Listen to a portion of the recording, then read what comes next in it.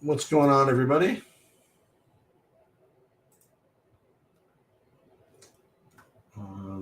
See, Bobby already fired this up. All in time because I just finished updating the projections. What's going on, man? Uploading those to the site forthwith. And then I'll be ready to build my lineups. Sounds good. Nice little two-gamer, which otherwise known as Bobby's specialty. That was my specialty, huh? Right? I had a shot last night at winning the fadeaway again. I saw. Sort of. But, well, I did, because if THT played the fourth quarter, he didn't play in the fourth quarter, he can score 13 fantasy points. That's true. It wasn't that far-fetched. That's true.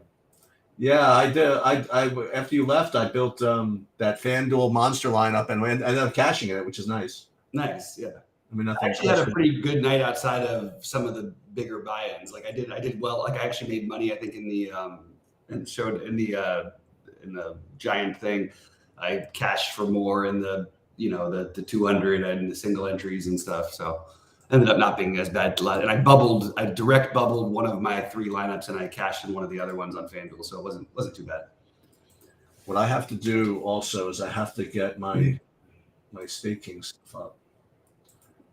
But why you want to start to talk about what you're doing before I'll get my hockey stuff up first, and then I could breathe for a second. So like with these things, the thing I'm going to try to do is try to find the low owned plays that are going to at least have the minutes to have the upside. Now it's going to be annoying because I can already hear people when I start recommending things like PJ Tucker roll their eyes.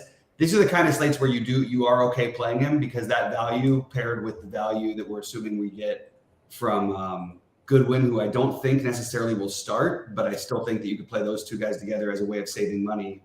And it's an interesting build because you do want to get up for Durant. You do want to get up to Nurkic. Well, that's not that far up. And you want to play probably Embiid.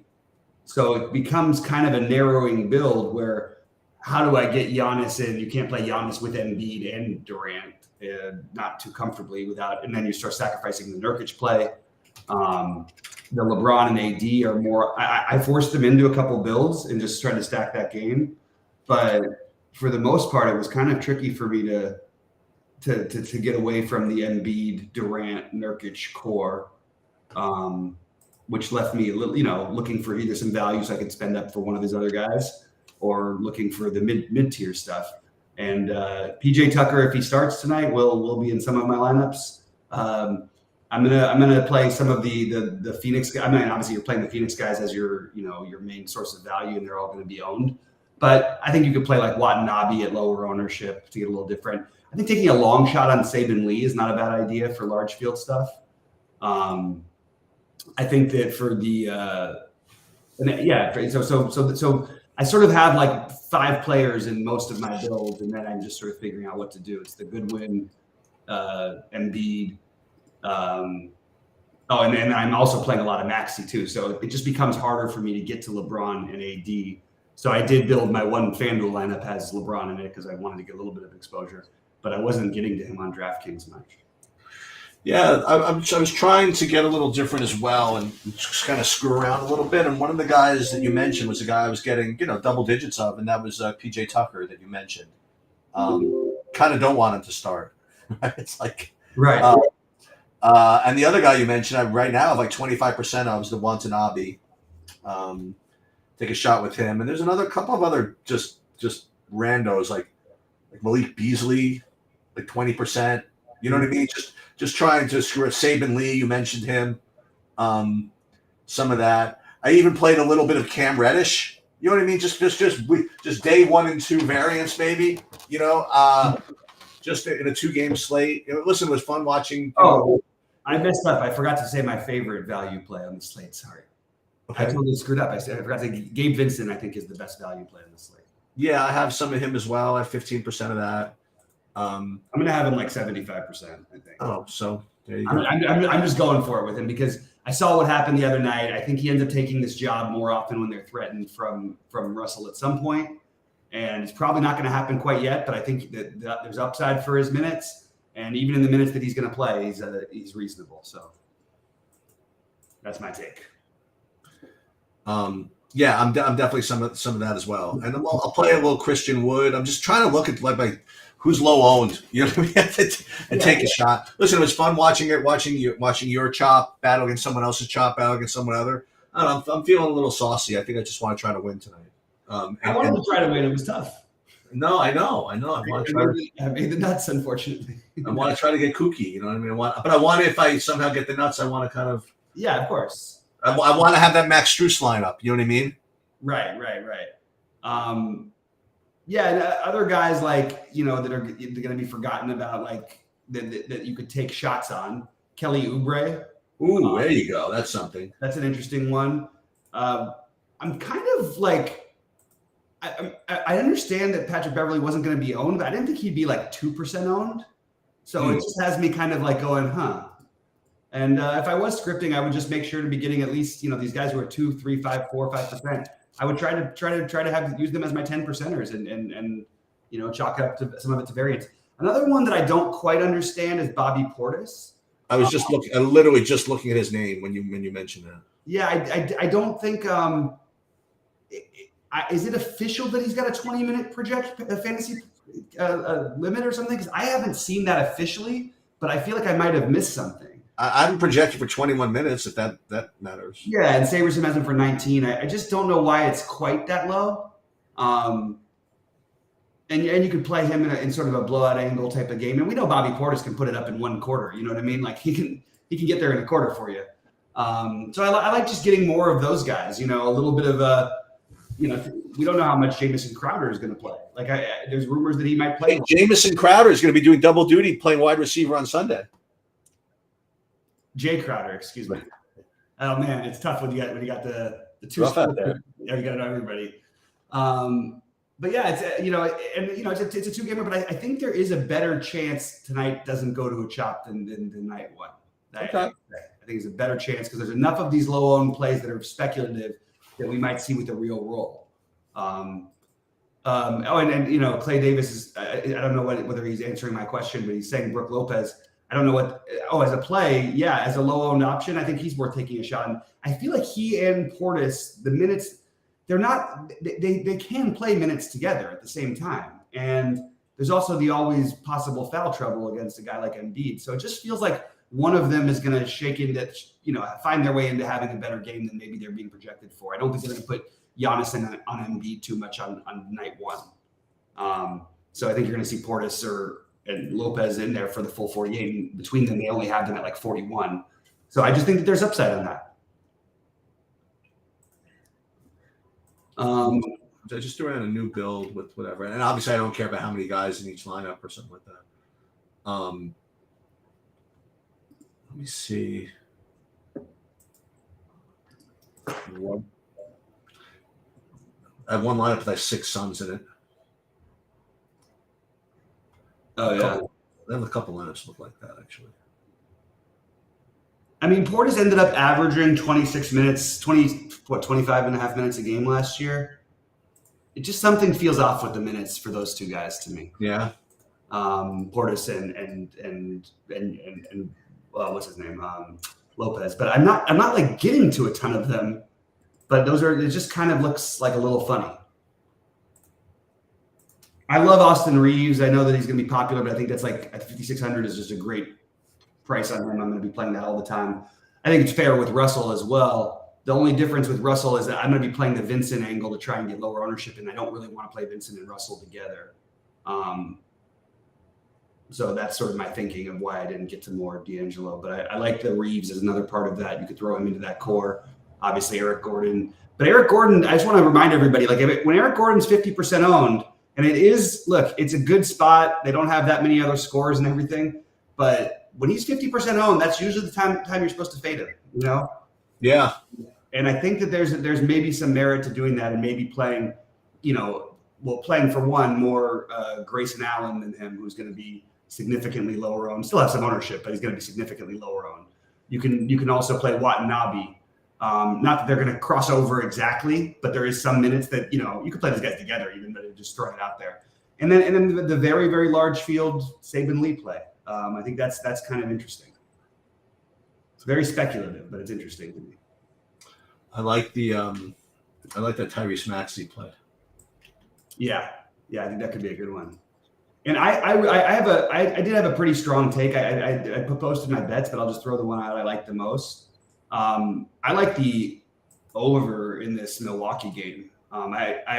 She'd say we were on fire again yesterday. 5-1-1, so 8-1-1 to start the year. Nice. But so I'm going to throw out I like the over because I think Philadelphia is going to end up playing a lot faster. James Harden played at the second slowest pace in the NBA last year. Unfortunately, the slowest pace was because it was Joel Embiid, but they're going to play faster with Maxey and Melton than they are, when they were with Harden. So that's it. Thanks a lot, Mark. Appreciate the kind words, man.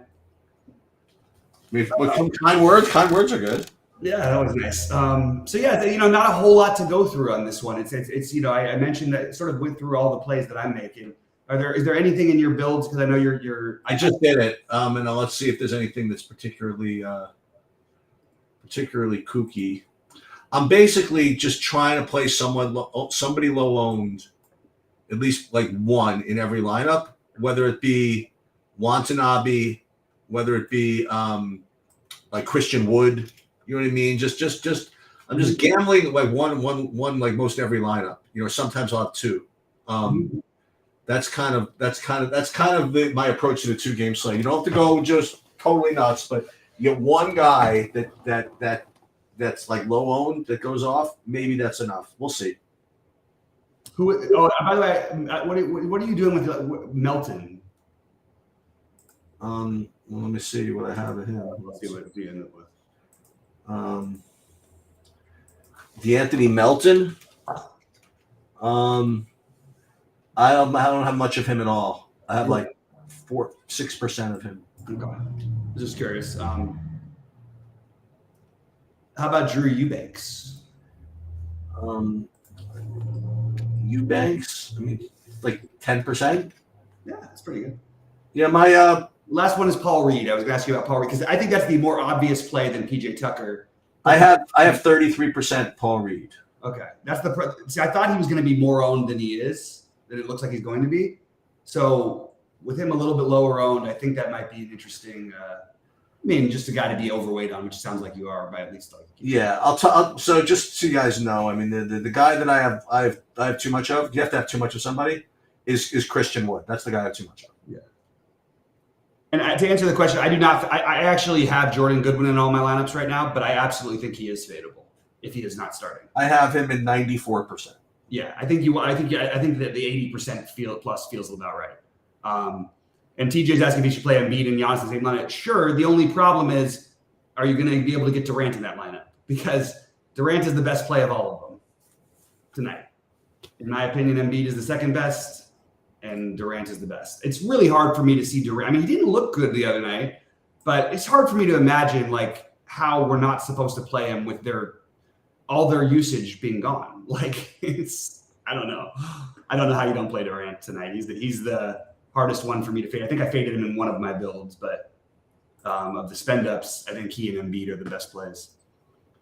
Who's so heavy on Wood? TJ's asking why so heavy on Wood. I don't know where the Wood. No reason. Just he's low owned. And what did you end up with of him though? Like 45% maybe. Oh, you ended up that high on him. Oof. Yeah. Wow. Yeah, I mean, he's got upside. That's the kind of play that can do it for you. You're right. Like, you know what I mean?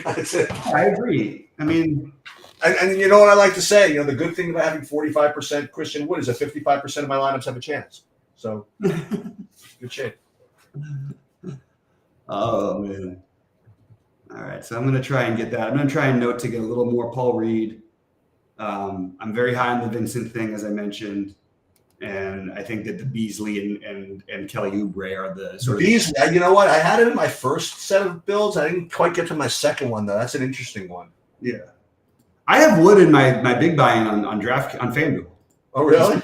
He's 4,400, and on FanDuel that's actually pretty good. And even in 15 or 20 minutes, the shot blocking upside he could do. He gets a couple blocks and you're fine.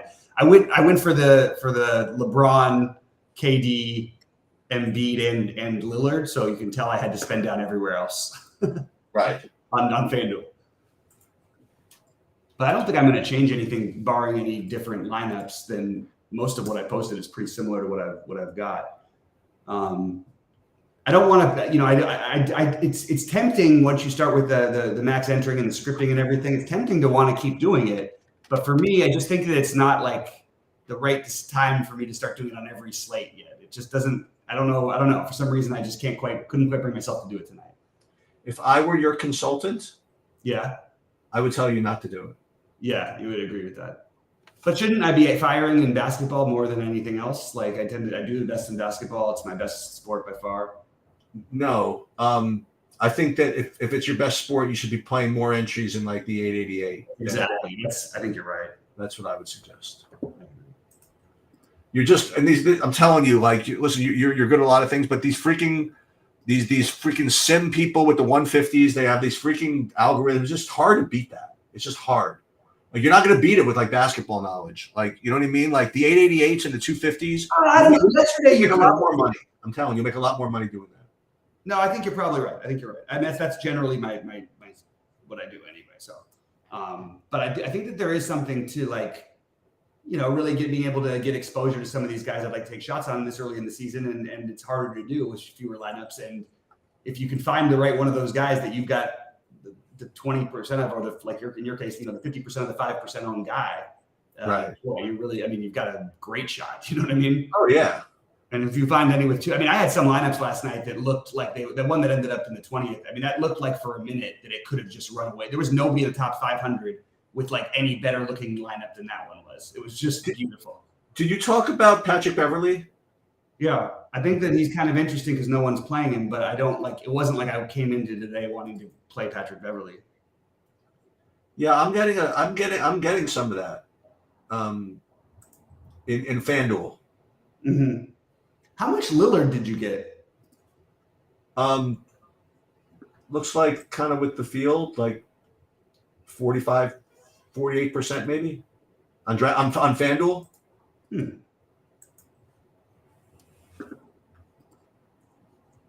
Is that wrong? Is he the chalk over there?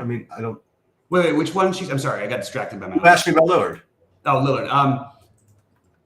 And I said about 48% of him on FanDuel. Yeah, I think on FanDuel that's easier to play, but on DraftKings, I'm guessing you didn't get to him much. I don't think so. Yeah, but I'm gonna check in a second. Vincent, let's see.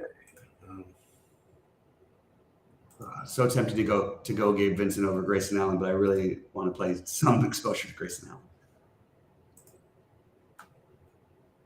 And we've got Beverly, because Beverly is.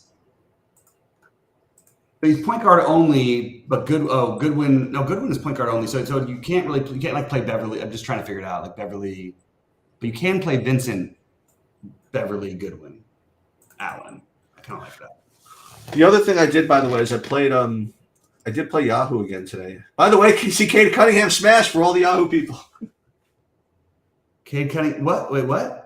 Remember I told you yesterday, Cade Cunningham. Central DFS NBA projections have been updated. He was a stone man. In a few minutes. He wasted it on a day where everybody had him. Yeah, I know. It was late too that he got there. Like he went nuts, right? Like he went like. Oh really? I didn't even notice. I mean, felt like he got like 40 in the fourth quarter because they were getting smoked, and all of a sudden I looked up and it was like a 1-point game. Oh, excuse me. I'm a little bit on tilt. What do I have to do? I have the Knicks. They're up 9 with like 2.5 minutes to go. I'm getting 3.5, and they lose by 4. No. I mean, come on. I just had the under in that game. So that's rough. I thought they were going to win that game. Of course, they were going to win the game. There was 100 to 1 to win the game. It was over. Yeah. God, I really wish you could play Paul Reed at power forward on FanDuel.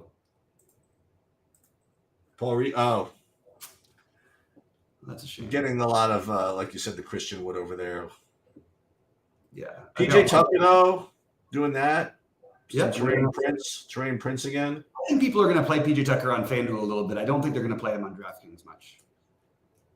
That's my guess. Davis. I have a little Portis over there. So let's see. I'm going to edit these and make sure I like what I'm seeing. That freaking Okogie, he can't generate a single fantasy point if his life depends on it. I have Durant in all my lineups right now, I think. Oh, he's a good player. I mean, if he fails this one, like, I don't know if there's a better situation you could have. Like, you know Booker, no Beal to deal with.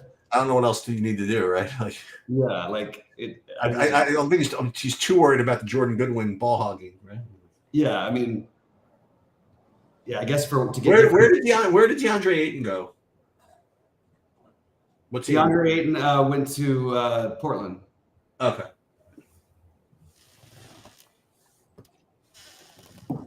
Who they may or may not be looking to trade, depending on what they want to do for their future. But so, what time do you think you want to do? So, you want to wait till the NBA locks, then we'll do NFL 7:30? Yeah, we could do it even a little before. I'll be ready if you are. I'm not sure. Okay, if you're not, let's do it at definitely be there at 7:30. 7:30 is fine. Because I want to update the projections. There's just some funny business in that game, so I want to make sure I do that right. Yeah. All right. Well, I'm going to finish building my things, and I guess we can. Should we just hang here or get out of here? Get out of here. I'm going to get out of here, and then we'll be back at 7:30. All right. Sounds good. See you guys soon for